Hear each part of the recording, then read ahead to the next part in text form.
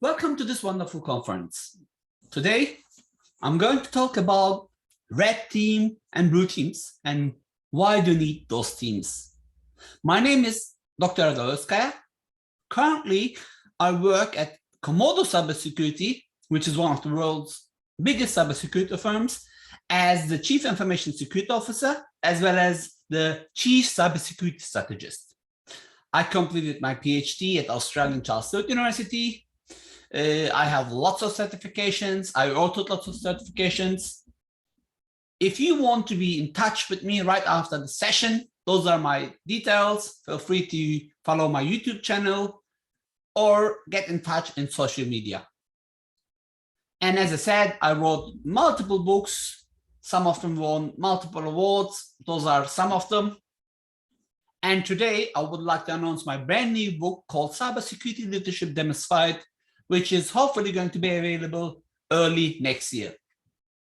And the surprise of this conference for me to you is, if you go ahead and take a screenshot and share your feedback in social media about the session, tag me.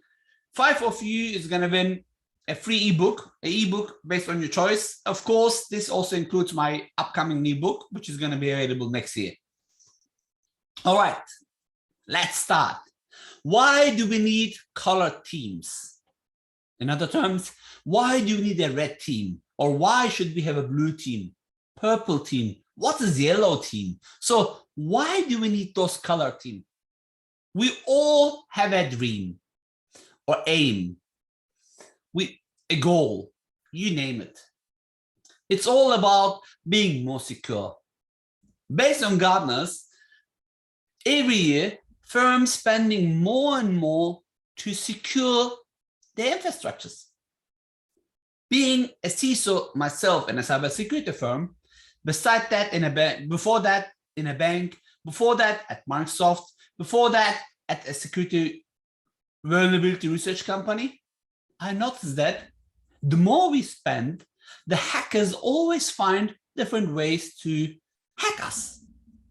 Doesn't matter what your name is. You could be the cybersecurity firm which is famous, or you could be $1 billion profit-making company. Sometimes it's hard to achieve these goals. So how are we going to secure our infrastructure? Let's stop here and let's talk a little bit about cars. For example, you want to buy a second-hand car or a phone.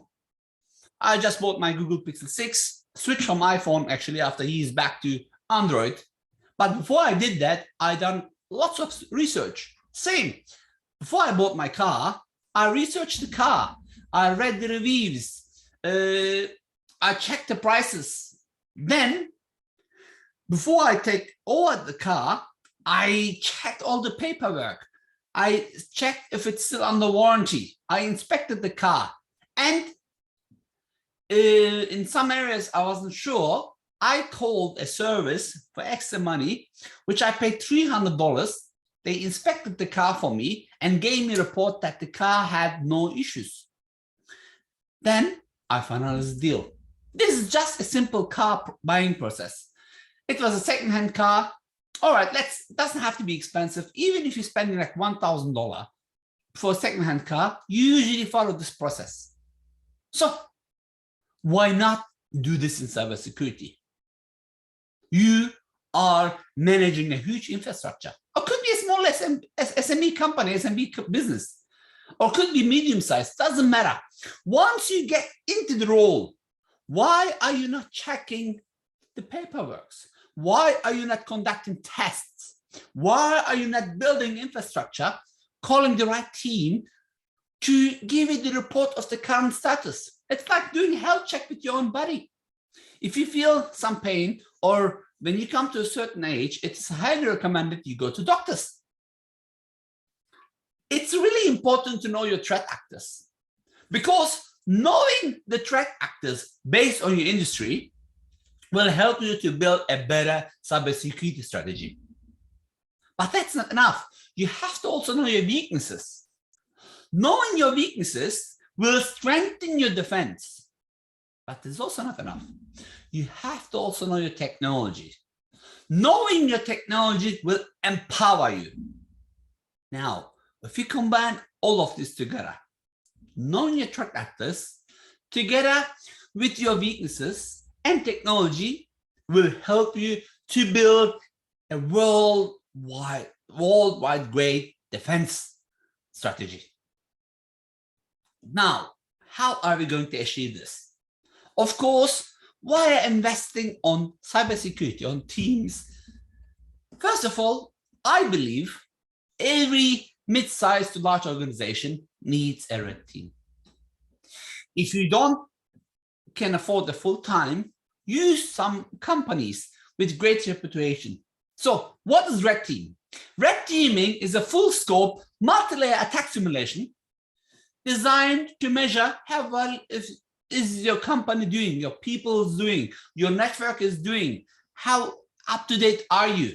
It's like doing your car's second-hand test, you call the mechanic. Or when you come to a certain age, or when your parents come to a certain age, you take them for checking up on seeing how they are doing.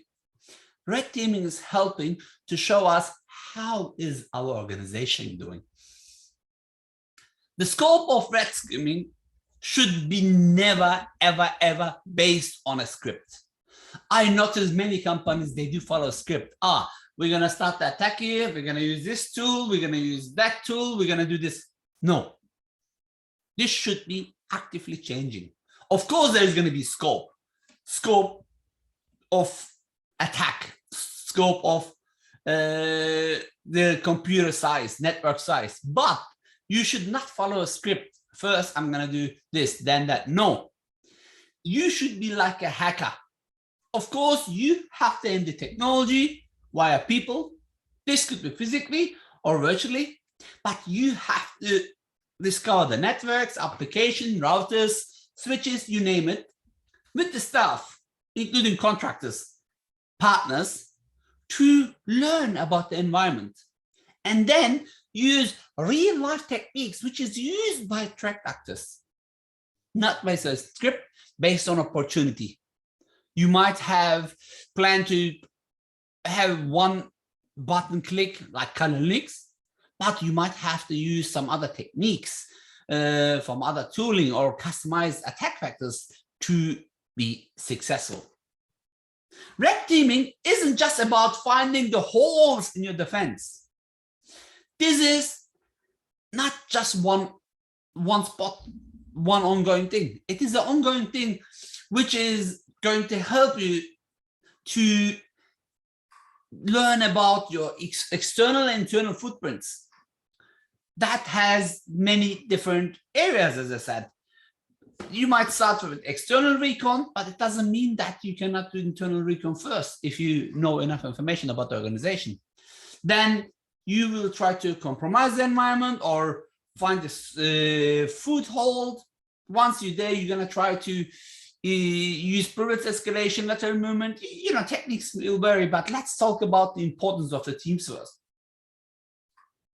Red team can have multiple strategies, but I try to summarize this for you in 4 steps. First of all, external testing strategies, internal testing strategies, blind testing strategies, and targeting testing strategies. Unfortunately, we don't have enough time for this. I wrote a whole book about that, but the name is telling you external testing strategies should be having multiple different strategies based on what you can find, which is totally outside the boundary.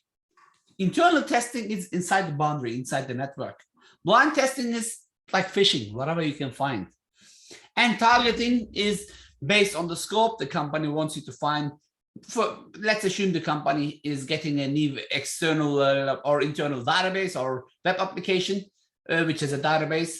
They might scope you to test that. Okay, the best offense is usually a good defense. With this, would like to introduce you the meaning of a blue team. What is a blue team? Blue team is like a red team. It's there. The only difference between red team and blue team is while red team is actively trying to find holes and try to attack you, the blue team tried to actively defend against any attacks. It's their job to assess network security, identify any possible vulnerabilities, patch them up, try to close the holes before the red team finds them. The difference is that once a red team initiates an attacker and attacks with characteristic tactic and technique, blue team has to find it, has to defend against it. It's like playing soccer. One is trying to goal, the other one is trying to defend, or basketball, or any other sports, right? The blue scheme scope depends on multiple stuff. You might have security audits, which will give you information about what's happening in your organization, the logs, your best friends, memory analysis, again, could be very useful, risk intelligence, you should have right partners such as Komodo Cybersecurity, data analysis to see what happened in your network, digital footprint analysis to help you to understand the footprint, reverse engineering, if you find an executable file and you don't know what is embedded to it, maybe DDoS testing, maybe developing risk scenarios, all have to be based on your cybersecurity strategy. And your cybersecurity strategy should be defined or aligned, not defined, with your business goals. Blue teaming will help you to employ the defense strategy or to help you to improve the defense strategy. And it will help you to thinking deeply like an enemy, which comes usually from defense experience. So if you went to military, which I didn't, but I have many friends, they went to military, they usually teach you how to attack and defend in two different areas, then combine, and they get the best out of those soldiers. When it comes to blue teaming strategies, of course, we're going to talk a bit more about it because you have to ensure that your network is secure as necessary. For that, you have to have defense in depth. For that, you have to ensure that you have some walls between, and I'm not just talking about firewalls. This could be virtual or physical segmentation. This could be the usage of the cloud. You should have multiple layers employed in your security defenses. Then you should have defense in breadth. This is a newly adopted defense strategy that combines the traditional security approaches with the new security mechanisms. When we look at OSI, certain levels, it has, 47 the application attacks, the data entry, the physical attacks, and of course the TCP suite attacks. So it will look into each of these layers and try to build the right defense strategy. All blue teams are defenders, but not all defenders are part of a blue team. With this, let's talk about the differences between red team and blue team. Why do you need to know this? The red team uses its tactics of attack and offense to test the blue team's expectation and preparation of defense. Basically, you build a roof because your roof was leaking during rain. And before winter comes, you better put some water and test if there is any leak. That's exactly what red team is doing. You are not build. You have a cybersecurity strategy. You build a cybersecurity defense mechanism. Now you're testing this if they're up to date.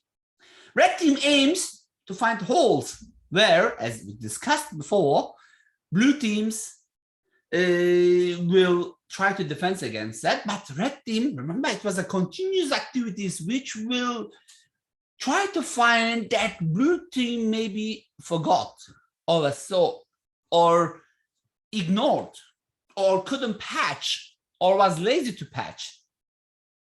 It's really important to have these teams to work together in a better cyber defense strategy.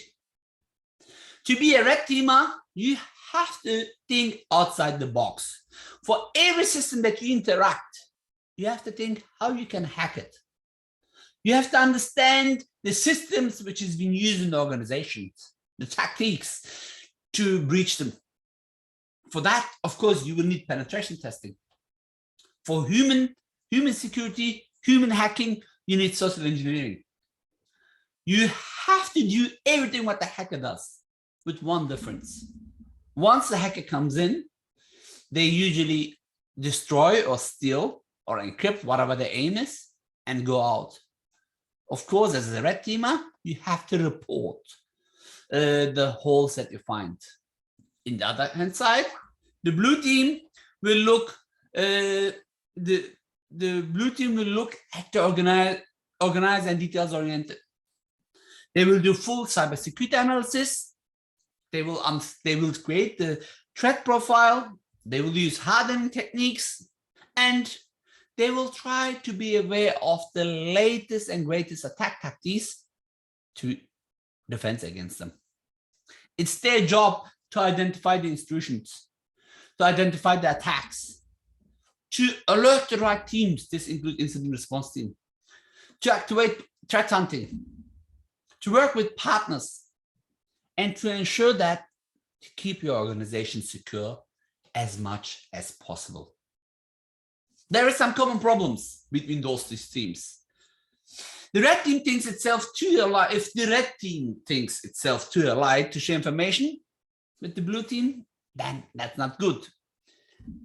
I'm not saying it should be daily or weekly, depending on the leader which is managing both of the teams separately. You should have red team and blue team separate, but reporting to one charter to help you to improve your defenses. Red team is pulled inside the organization, and if they put nurtured, restricted, demoralized, then it's not going to help you. So you have to find a way to empower them without breaking anything. I'm not saying the red team and blue team should interact with them directly, but once in a while you should put them together to help you to improve your defenses.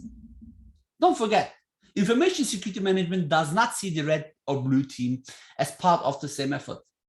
And there is no shared information management or metrics between the teams, but they have one goal: to defend against cyber criminals.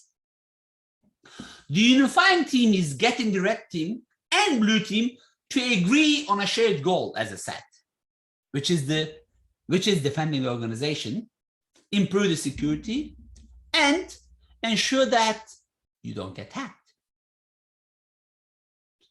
With this, you understand the blue team and red team, but these days there are many different team names coming through. What is this purple team or yellow team or green team? Let's quickly talk about that, as my time is quickly running up. Purple is a cooperative mindset between attackers and defenders working on the same side. As such, it should be thought of a function rather than dedicated team. Remember, the true purpose of a red team was to find holes that blue teams might oversee. The purpose of a blue team was to ensure that to defend as much as possible, as much as necessary, more importantly.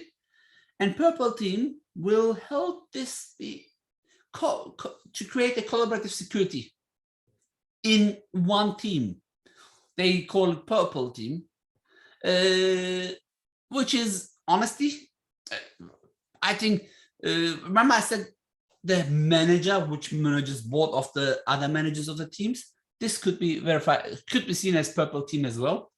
There are many different definitions going on. In my opinion, all these teams, doesn't matter what you call it, red team, blue team, as long as they help you to defend yourself, it's good and great. Remember, red team is offensive security.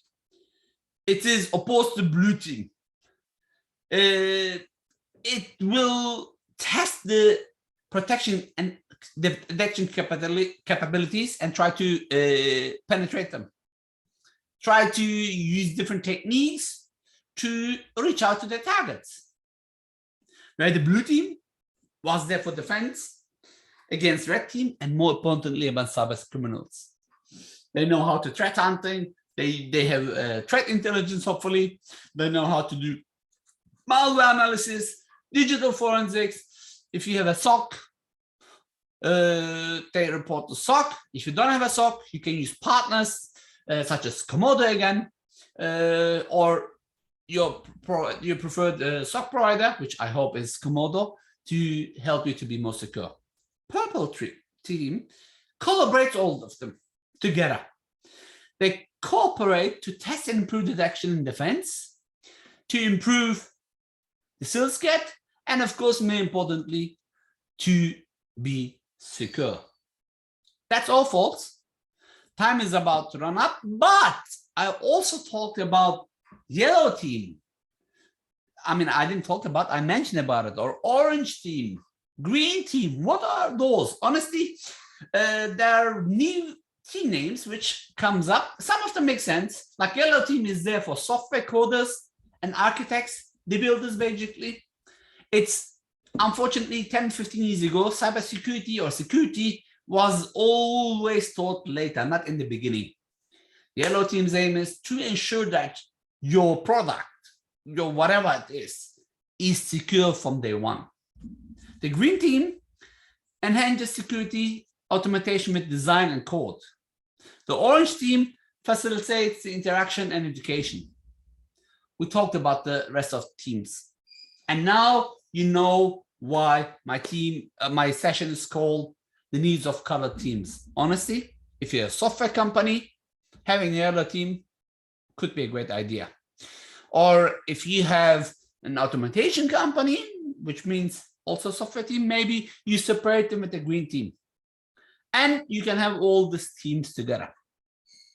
So you can also combine all this under purple team as well. Remember, purple was the cooperative mindset between attackers and defenders working in one side, which is the same side.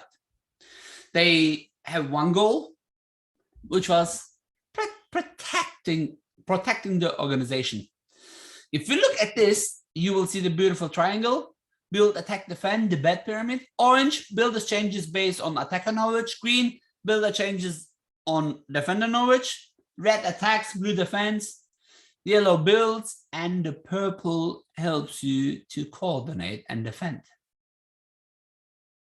In summary,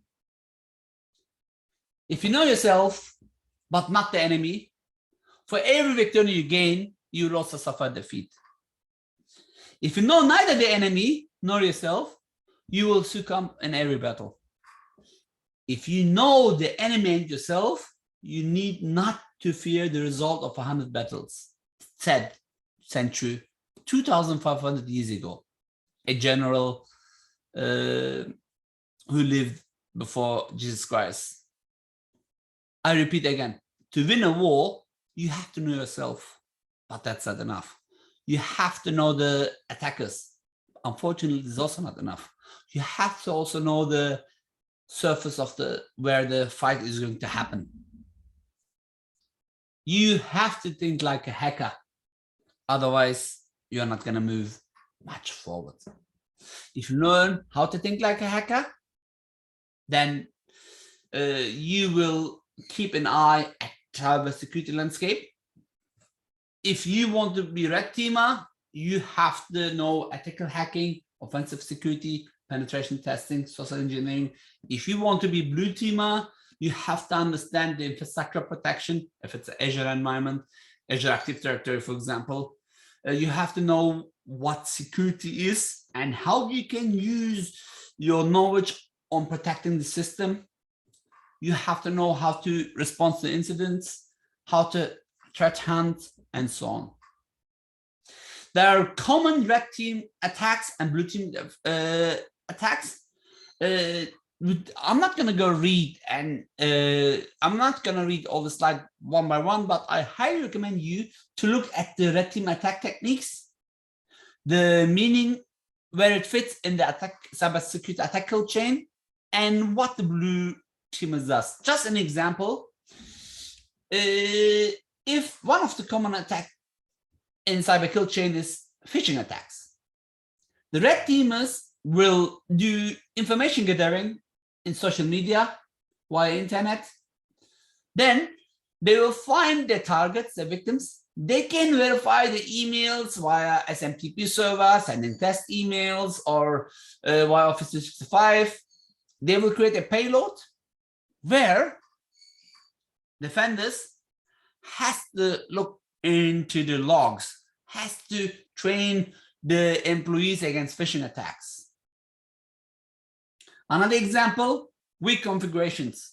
What happens is usually, especially in all the environments with legacy applications, blue teamers, they don't have the opportunity or the budget sometimes to defend or to update, to upgrade, or sometimes to patch their systems. Red teamers can look at those weaknesses via different techniques.